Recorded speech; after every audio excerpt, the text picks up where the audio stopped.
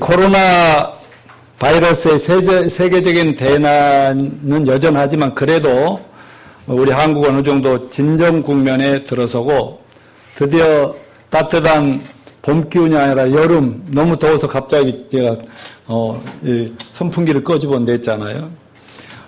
이제 초여름 날씨와 더불어서 가정의 달 5월을 맞이했습니다. 하나님이 주시는 은혜와 축복이 여러분 가정 5월에 특별히 넘치게 되시기를 축원합니다.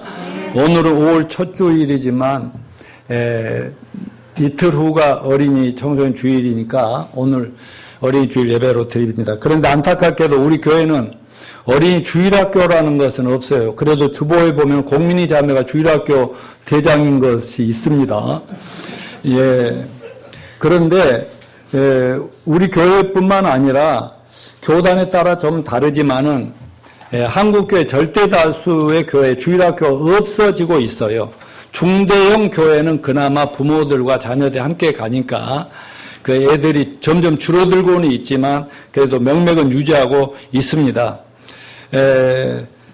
특별히 한국 교단마다 다르지만 어떤 60% 내지 70%가 주일학교 아예 없어져서 운영이 안 된다고요. 그래도 우리 교회는 명안이 소위 로빈이라 있어서 국민이 자매님 잘 부탁드리겠습니다. 그리고 저 명안이는 지금 성필이 형한테 잘 배우고 저 국민이 저 자매님 잘 이모님 잘 도와드려서 소윤이 로빈이 잘 안아주고 키워주고 이렇게 하면서 네 청소년 되면 내년부터는 네가 주일학교 교사도 하면서 주일학교 부흥을 좀 이끌어 주길 바랍니다. 아무튼 우리는 모두 나름의 양육과 돌봄에 책임 있는 자녀들이 있고 또 손주들이 있습니다. 또 앞으로 결혼을 반드시 해야 할, 저는 안 할 수도 있어요. 이런 말 절대 하면 안 돼. 예선이처럼 너도 꼭 결혼해야 돼. 내가 교회 잘 보이니까 누가 너 중매 좀 서달라고 그러더라. 그래도 내가 검토해갖고 하고 무조건 하는 거 아니에요. 잘 부탁해. 오정현 형제. 또 성필이 어디 갔지? 하여튼 좋아요. 이런 젊은 친구들이 또 이제 앞으로 결혼을 꼭 해서 자녀들을 주신 만큼 낳아야 된다고. 막 자기들이 막 안 낳고 막 끊고 그럴 것이 아니라 낳아서 정말 하나님이 기대하시는 교회가 이렇게 또 가정이 또 이 땅에 잘 세워지는데 다 함께 해야 될 것 같습니다. 하여튼 다음 세대를 살리는 것이 얼마나 중요한가 하는 것을 요즘 교회마다 목사님들마다 가정마다 잘 느끼고 있지요. 한국교회 전체 위기는 어린이 청소년들로 이루어진 그 교회학교나 주일학교 위기로부터 온 것인데 결정적인 위기는 요즘 젊은이들이 결혼을 안 하고 사는 거 힘들다고 자녀들 낳기도 원하지 않아요. 그래서 겨우 낳아봐야 한두 명 낳는 거 아니에요? 그래서 우리나라는 잘하는 것도 이번 코로나 바이러스 대처는 세계적인 국가가 됐지만은 또 애들은 또 되게 안 나와, 제일 안 나는 나라로 이렇게 OECD 국가 최하위 국가잖아요. 이건 바로 우리 민족의 위기이고, 나라의 위기죠. 왜냐면, 애들을 안 낳고 어른들만 살다가 어른들 죽어버리면 이 민족이 없어지는 거 아니에요. 아주 이렇게 조그만 동네같이 돼버리고 말 거 아니냐 이런 얘기입니다. 유럽이 그렇게 돼가잖아요. 교회도 마찬가지예요. 교회도 지금 어린이들이 교회에서 떠나가기 시작하고 또 올 애들도 별로 없어지고 그러면 교회 어른들 다 사라지고 나면 교회는 없는 거지요. 예. 나는 나중에 이제 소윤이하고 로빈이하고 명한이 놓고 셋이 나는 왜냐하면 영원히 난 살 사람이니까 놓고 목회를 하겠다니까. 근데 이제 주일학교 위기의 요인이 많이 있지만 분석에는 통계를 보면은 첫째 원인이 뭐냐 부모에게 있더라는 거죠. 부모가 누구냐가 교회학교에 부흥하는지 침체하는지에 따라서 결정이 됩니다. 부모의 믿음이 좋으면 우리 교회도 마찬가지. 부모가 믿음이 좋으면 이렇게 끝까지 이렇게 자녀들을 챙겨서 나오고 있고, 그걸 안 하면은 뭐 이렇게 애들이 부모 말도 안 듣고 교회도 안 나오고 이런 현실들이 많죠. 그래서 가장 교회 위기의 높은 순위는 가정의 신앙교육 부재가 문제다라고 얘기를 합니다. 2위는 부모들의 세속적인 자녀 교육관에 문제가 있더라. 3위는 부모들의 신앙 저하가, 신앙이 없어지는 게 문제라고. 이 교회 위기에 가장 1번, 2번, 3위가 뭐냐면 다 부모 요인이더라 이 말이죠. 근데 특별히 이제 두 번째가 이제 학교 요인이 있고 또 교육 내용, 교육 방안 이런 게 세 번째 이렇게 순서가 정해지는데 학교 요인과 부모 요인을 합치다 보면은 자녀 학업에 대한 부모의 교육관이 다음 세대 신앙 교육을 결정한다고 말할 수가 있습니다. 이러한 분석은 오늘날 한국교회 위기를 극복할 대안이 뭐냐? 부모들을 자녀 신앙 교육의 주체로 세우는 것임을 알 수 있습니다. 다시 말하면 교회에서 부모들을 교육을 막 집중적으로 잘해줘야 그 부모들이 또 그나마 그 자녀들을 신앙 교육을 할 수 있다. 그래서 저희 414 윈도 한국연합 이 다음 세대 세우기 운동본부에서는 자꾸 부모의 제자화를 외치고 있죠. 목사님들을 모아놓고 교회들을 모아놓고 이제는 뭐 부모가 자녀 교육에 책임을 져야 된다. 이제 교회는 뭐 일주일에 한 번 모여서 막 30분, 40분 해갖고 애들이 변할 수가 없으니까 말이야. 부모들이 책임지도록. 그러면 교회가 할 일은 부모 교육이다. 이렇게 다음 대안으로, 이 시대의 대안으로 저희가 제시하고 있습니다. 저는 세 자녀를 믿음으로 키운 아버지로서 또 40여 년 목회하면서 자녀 교육의 성경적 원리를 설교하고 강의하고 훈련해온 목사로서 또는 지난 10년 동안 다음 세대를 섬기는 선교운동인 414 운동을 지금 참여하고 있습니다. 공동대표로서 또 10수년간을 크리스찬 학교인 글로벌 선진학교의 법인 이사로서 이렇게 섬기면서 어떻게 하면 교회와 가정이 합력하여 다음 세대 신앙을 똑바로 전수해 줄까? 이런데 힘쓰었던 사람으로서 이 상황, 시대를 보면서 많은 생각과 고민이 있습니다. 특별히 요즘 어린이 전도가 옛날 같지 않고 너무나 어려워서 고민인데요. 저랑 같이 414 사역을 하고 있는, 그래도 세계적으로 어린이 전도를 제일 잘하고 있는 어린이 전도협회 한국 대표이신 서영석 목사님이 하는 말씀이 우리들 대표들 모임에서 하는 얘기 뭔지 아세요? 너무 전도가 안 된대요. 전도할 수가 없대, 길거리에 나가서. 집에다 모아놓고 막 애들 성경 공부도 시키고 막 그러면서 구원시키고 지도자로 키웠는데 이제는 부모들이 그걸 허락도 용납이 안 되고 또 애들 데려올 애들이 그냥 마음대로 데려올 수도 없는 이런 고민을 합니다. 여러분, 우리의 자녀든 남의 자녀들이든 어린이 청소년들은 하나님 나라와 교회 그리고 우리 가정과 국가, 사회의 미래라고 하는 사실을 믿으시기를 바랍니다. 한 가문과 교회나 나라의 흥망성쇠는 다음 세대인 우리 어린 자녀들, 어린이들에게 달려 있음을 잊지 맙시다. 그러므로 성경적인 가치관과 세계관을 가지고 살아가는 그리스도인의 제자들로서 우리는 지금보다 더 좋은 가정, 더 좋은 교회, 더 좋은 나라를 만들기 위해서 교회가 가정 내 부모들이 어떻게 다음 세대 우리 자녀들을 양육할 것인가 하는 것을 우리가 잘 배우고 적용해야 될 줄로 믿습니다. 오늘 읽은 본문 말씀은 다음 세대 신앙교육의 중요성을 우리에게 잘 가르쳐주고 있죠. 이스라엘 역사상 가장 어두웠던 암흑시대라 할 수 있는 사사시대의 비극의 원인과 그 다음 세대 신앙교육의 중요성을 잘 보여주는 매우 중요한 말씀입니다. 모세 후계자인 여호수아는 7년 동안의 가나안 정복을 마칩니다. 그 모든 전쟁은 하나님이 개입하시고 하나님이 함께 하시는 승리임을 그 애굽에서 나와서 광야 생활 40년 하고 가나안 땅에 하나님이 약속한 땅에 들어간 그 세대는 알았어요. 그런데 죽음을 앞둔 여호수아라는 그 이스라엘 지도자는 백성들을 다 모아놓고 고별 설교를 하는데 애굽에서 섬겼던 신이나 우리가 이제 정복할 이 가나안 땅에 들어간 이 안에 있는 수많은 우상 숭배가 있는데 이거를 철저하게 치워버리고 그거를 없애야 된다고 설교를 합니다. 만일 너희가 여호와를 섬기는 것이 좋지 않다고 생각하면은 아예 너희들이 섬길 신을 선택을 하고 대가는 너희들이 당하도록 하여라. 그러면서 이 여호수아는 오직 나와 내 집만은 여호와를 섬기겠노라. 따라서 하십시오. 오직 나와 내 집은 여호와를 섬기겠노라. 그 말을 하니까 모두가 그 백성들이 애굽에서부터 같이 나왔던 그 부모 세대에 가면 아멘, 여러분처럼 아멘 해요. 절 결단코 다른 신들을 섬기지 않고 여호와만 섬기겠습니다.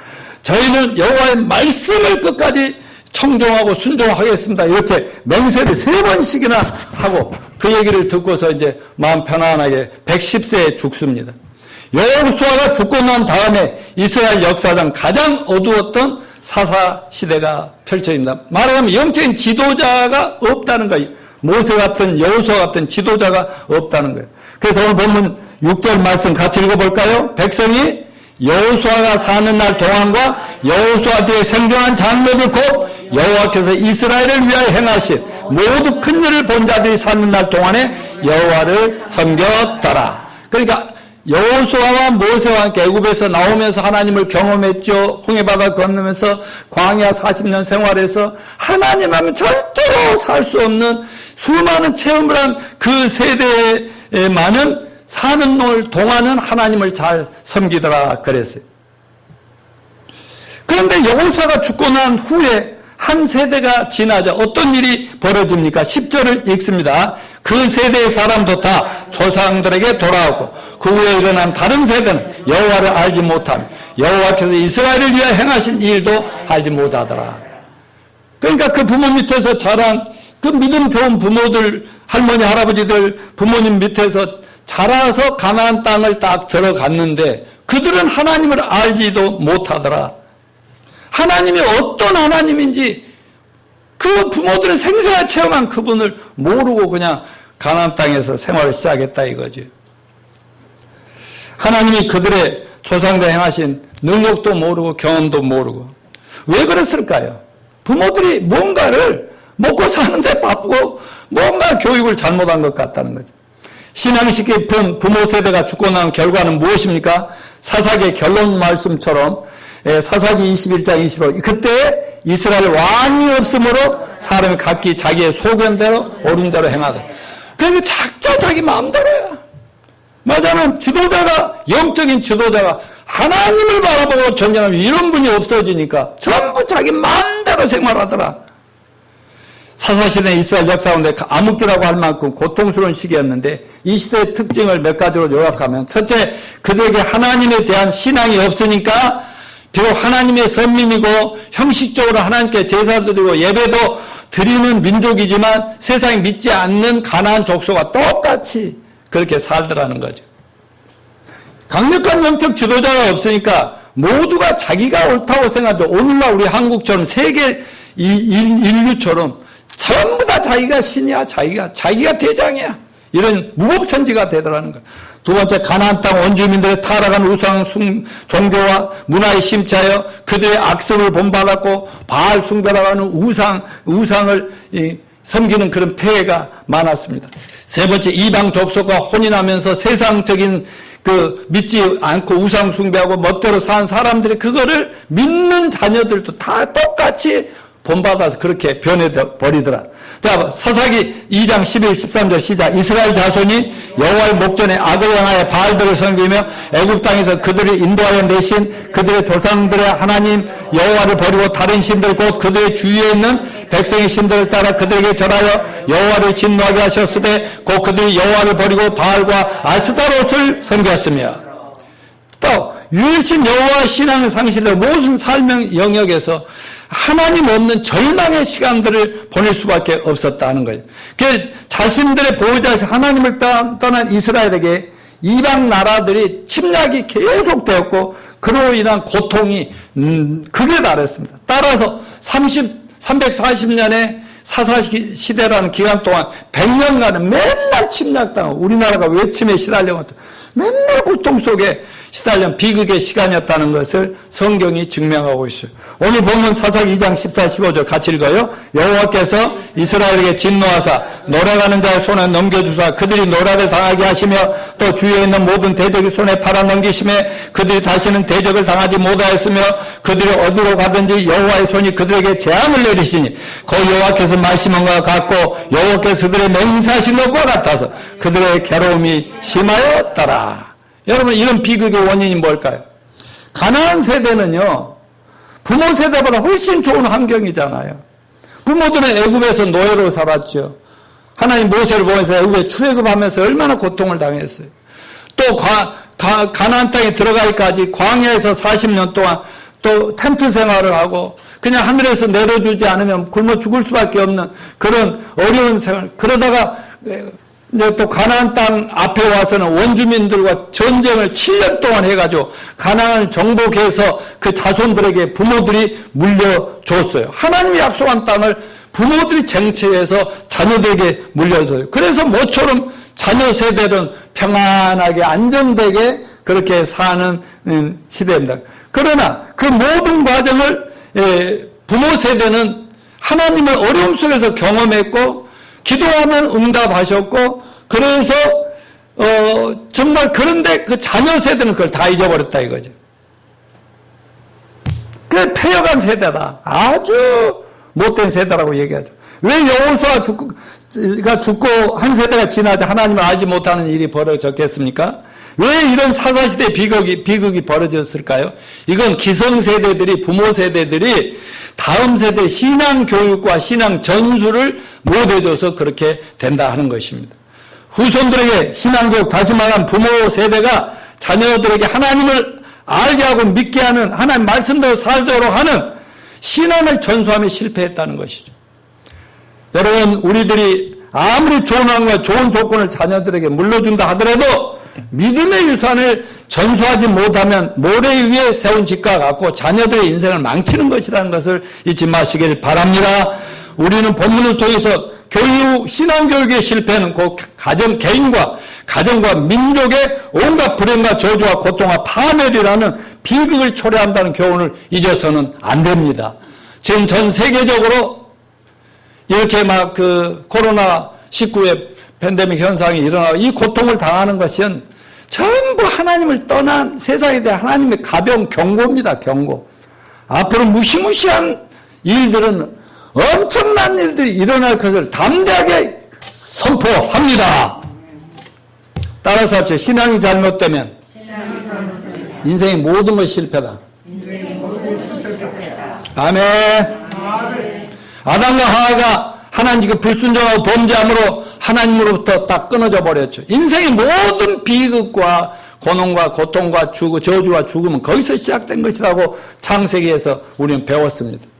하나님과 관계가 단절되는 거거나 하나님과 관계가 잘못되면 인생의 고생과 파멸과 저주와 죽음과 멸망밖에 없다는 것을 제발 명심하시기를 축원합니다. 여러분, 서기 300년부터 서기 1500년대 우리 지나온 그 과거를 역사를 중세 암흑시대라고 합니다. 왜 그 시대를 암흑시대라 했을까요?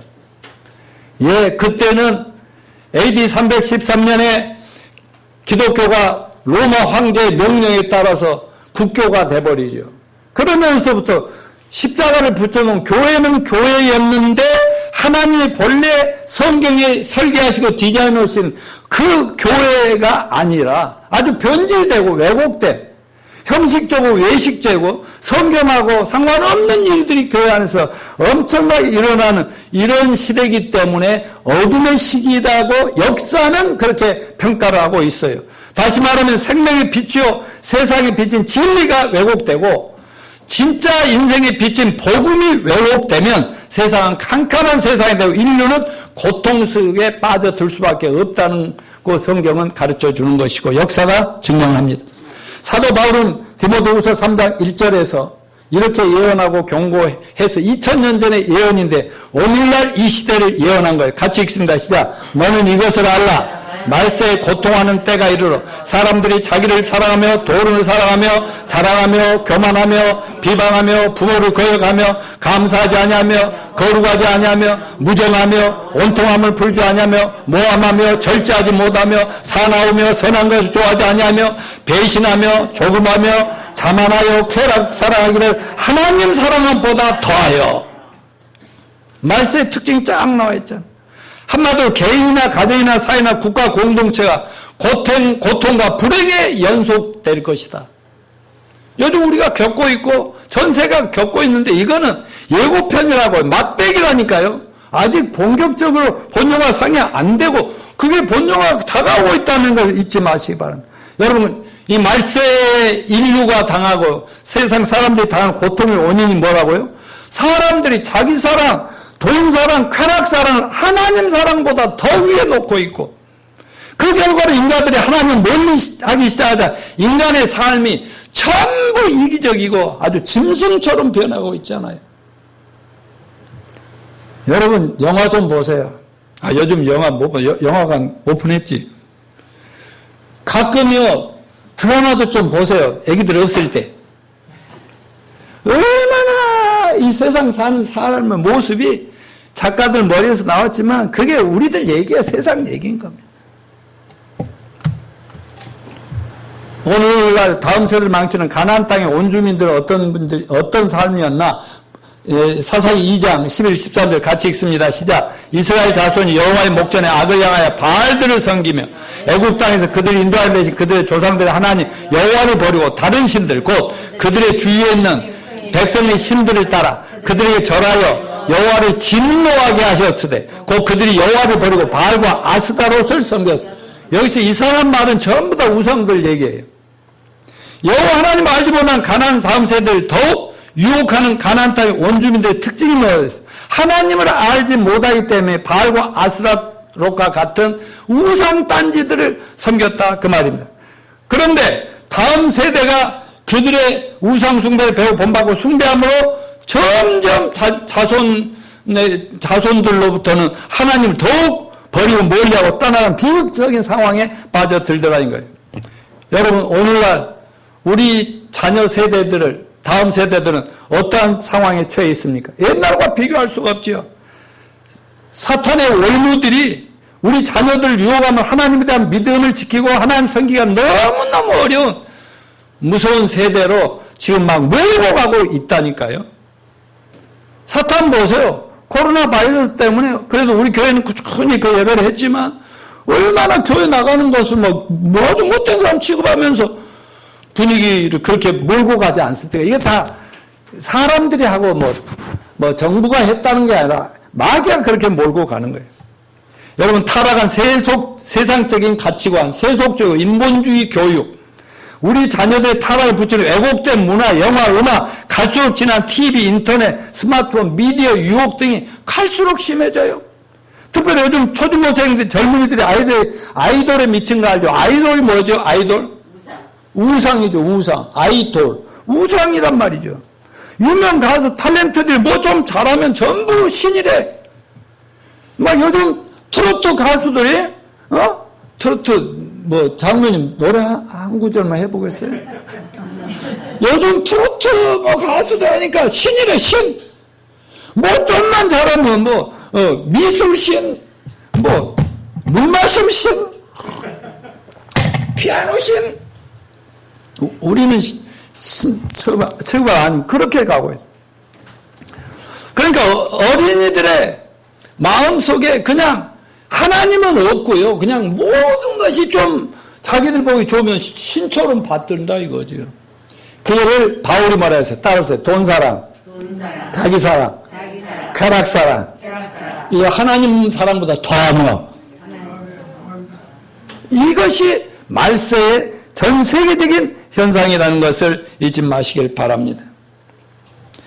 그래 가나안 땅에 들어간 다음 세대가 그 세상에 들어가서 그들을 변화시키고 우상단지를 깨면서 우리를 본받고 우리와 같이 하나님의 형제 이랬어야 되는데 그냥 그들의 문화에 막 빠져들면서 완전히 변화되니까 계속 그 가정과 그 나라 민족에는 고통이 계속되는 것이었습니다.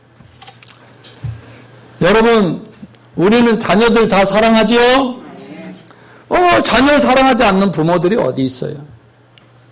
그런데 자녀들 성공을 바라면서도 부모 불신앙과 무지가 자녀들을 망치고 있어요.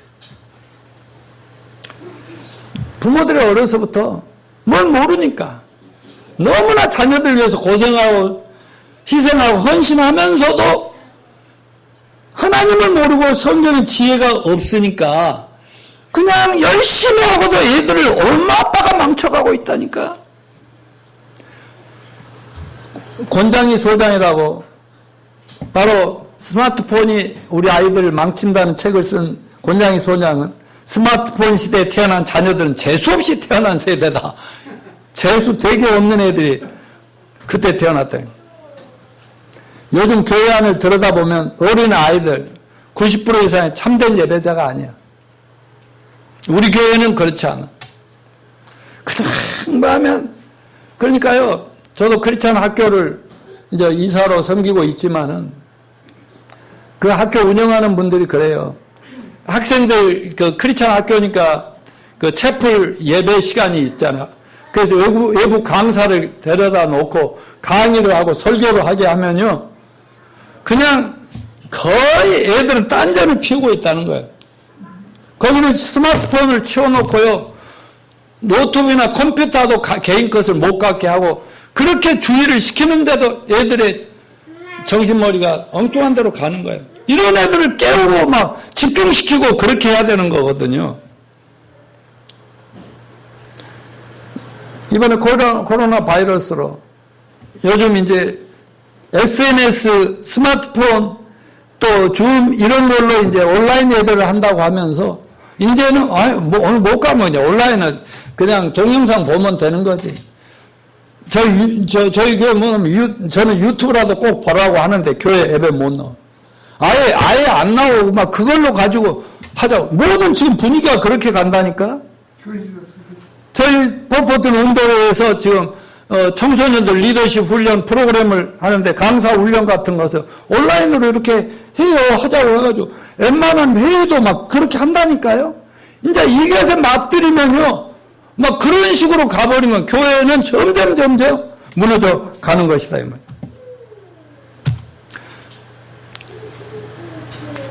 그 핸드폰이나 컴퓨터 이런 것들을 개발한 스티브 잡슨 있잖아요.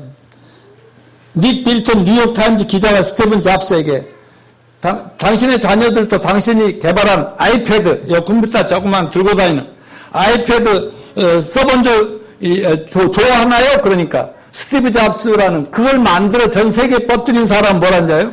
애플 창업자. 우리 아이들 아이패드 써본 적이 없고 만져본 적도 없대요. 그 다른 세상 망쳐도 자기 자녀들이 이걸 하면은 뇌 구조가 잘못돼가지고 늘 이것만 가지고 엉덩이 여기에 붙이고 있으면 머리가 아주 돌멩이가 돼버린 거 알고 있기 때문에 이것 보지 말고 뛰어다니고 토론하고 대화하고 사람 만나고 이런 걸 하도록 그런 사람들 그렇게 한다니까. 그러니까 굉장히 못된 놈들이죠. 그런 걸 만들어주는. 우리는 지금 굉장히 편해서 고맙기는 하지만 자녀들 입장을 보면 애들 망친다니까. 그래서 월터 아이작슨 스티브 잡스 정기를 집필한 사람이 뭐라고 하냐. 잡스는 매일 저녁 부엌 긴 식탁에서 아이들과 책과 역사 등의 얘기를 나누면서 시간을 보낸다. 이렇게 얘기를 했다고요. 여러분, 스마트폰 없으면 요즘 SNS를 모르면 왕따를 당할 거다 하면서 아기 때부터 막 그런 걸 하는데 여러분, 스마트폰 없어 왕따 당할 아이들이라면 스마트폰 가지고 있어도 왕따 당합니다. 그러니까 여러분, 우리는 애들을 3살 때까지는 절대로, 애 낳으면 3살 때까지는 스마트폰 절대 보여주면 안 된다. 알았지? 성필이 알았지? 자, 따라서 합시다. 올바른 신앙교육이 자녀와 공동체를 살린다. 예, 오늘 본문에서는 신앙교육이 잘 전수될 때와 전수되지 않을 때 차이를 잘 보여줬어요. 자녀 세대에게, 다음 세대에게 신앙교육 안 하면 교회도 가정도 국가도 전부 불행하다고 말씀드렸잖아요. 미래가 너무 암담한 거예요. 오늘날 우리의 제대로 된 신앙만이 우리 가정, 교회, 우리 민족과 세계를 살린다는 사실을 믿읍시다. 예를 들면 명조도 보세요. 청교도 이거 바이킹인데요. 청교도 신앙이 미국을 일으킨 청교도 신앙이 바이킹이라고 합니다. 바이킹족은 게르만족이라 불리는 이들은 서기 8세기에서 10세기경 노르웨이, 덴마크, 영국 템즈강 지역을 점령 후에는 앵글로 삭슨족을 합해서 영국을 지배한 그 바이킹 족속이에요. 해적들이죠. 근데 바이킹족들은 머리가 대단히 우수했어요. 하지만 이 머리 좋은 해적들은 자식들, 자녀들은 잘 기르고 싶은 마음에서 어떻게 해야 될까 고민을 했다고 합니다. 그래서 가장 깨끗하고 순결한 여자를 찾아 결혼을 시키고 자기들도 결혼해야겠다 생각을 했어요.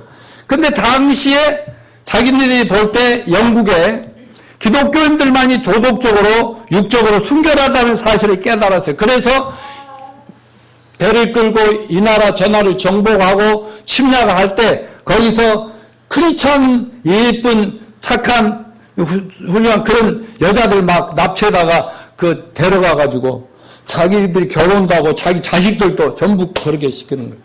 그러니까 비록 해적의 가정으로 시집을 갔지만 애를 낳으면은요, 그 엄마들의 믿음이 어려서부터 조선 때부터 이어받은 믿음이 어디 갔어요? 그러니까 기도를 가르치고 성경을 가르치고 하나님을 가르치고 이러다 보니까 자녀 세대들은 부모가 해적이었지만 자녀들은 똑바로 자라나서 그들이 미국을 개척한 영국에서 미신앙의 자유를 찾아 떠났던 청교도들의 조상이었다라고 얘기를 하고 있는 것입니다.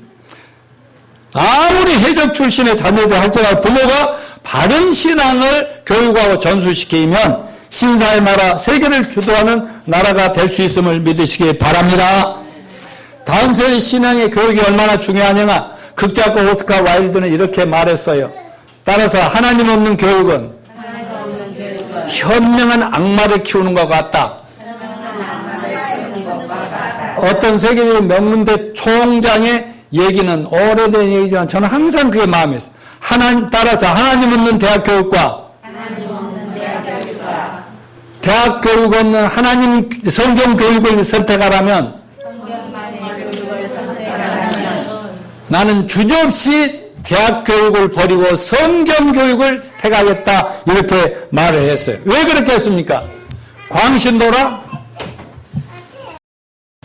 미치광이라? 아닙니다. 신앙교육은 다음 세대에 우리 자녀들이 날개를 달아주는 거라니까.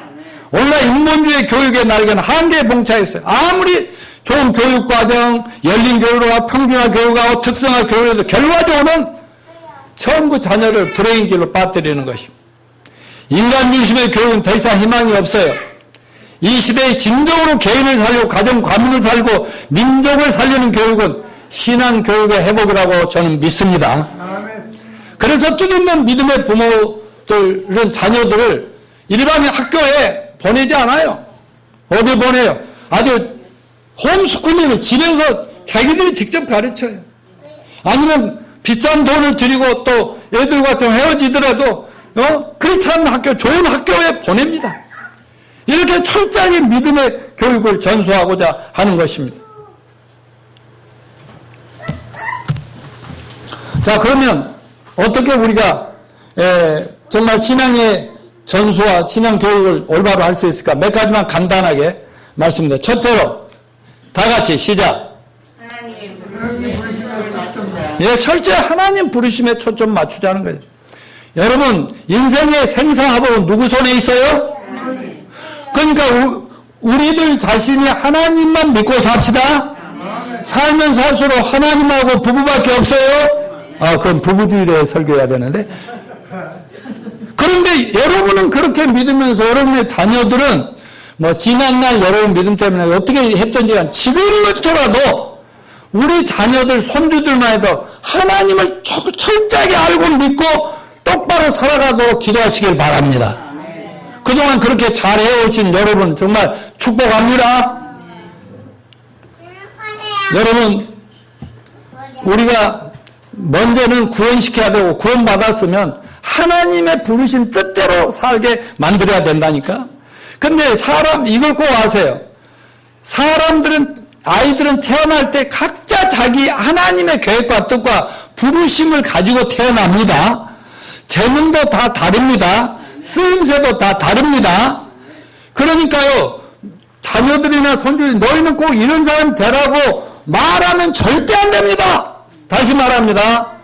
엄마들, 너는 이런 놈이 돼야 돼. 엄마가 원하는 이 시대, 이 세상 사람들이 막 의사, 변호사, 사자 돌림 간다. 전부 그렇게 되고, 그렇지 않으면 막 자부심도 없고, 자식들이 부끄럽고, 그러면 왜 낳았어요?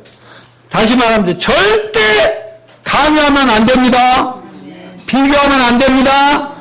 하나님이 각자 태어난 거, 그거를 발견하고 깨닫고 그대로 자라나서 하나님께 쓰임받는 쪽으로 초점을 맞추시길 바랍니다. 아멘요. 그러니까 어렸을 때 좀 잘못하고 마음에 안 들어도 왜 그러냐, 너 뭐 되려고 그래, 이러지 말라니까요. 아이들은요 속으로 다 알고 있어요. 엄마나 잘하시오, 아빠나 잘하시오. 내가 뭐 할 수 없이 까는데 요즘 부부 세계라는 것이 하도 인기가 있다. 부부 세계라는 드라마를 봅니다.